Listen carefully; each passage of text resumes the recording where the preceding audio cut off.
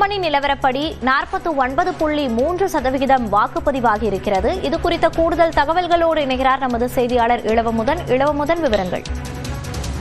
மோனிஷா, புதுச்சேரியில் காலை 7 மணி முதல் விறுவிறுப்பான வாக்குப்பதிவு நடைபெற்று வருகிறது. ஒரு மணி நேர நிலவரப்படி 49.3% வாக்குகள் பதிவாகி இருக்கிறது.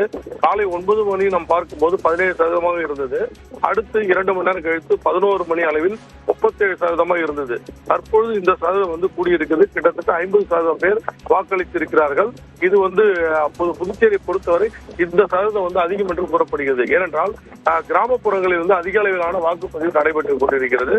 குறிப்பிட்டு சொல்ல வேண்டும், ஏம்பலம், மங்கலம், வெள்ளியனூர் போன்ற கிராம பகுதிகளில் நல்ல வாக்குப்பதிவு நடைபெற்றிருக்கிறது. கிட்டத்தட்ட 50% வரை அங்கும் சென்றிருக்கிறது. மாகே பகுதியில் குறைந்த அளவிலான வாக்குப்பதிவு நடைபெற்றுக் கொண்டிருக்கிறது.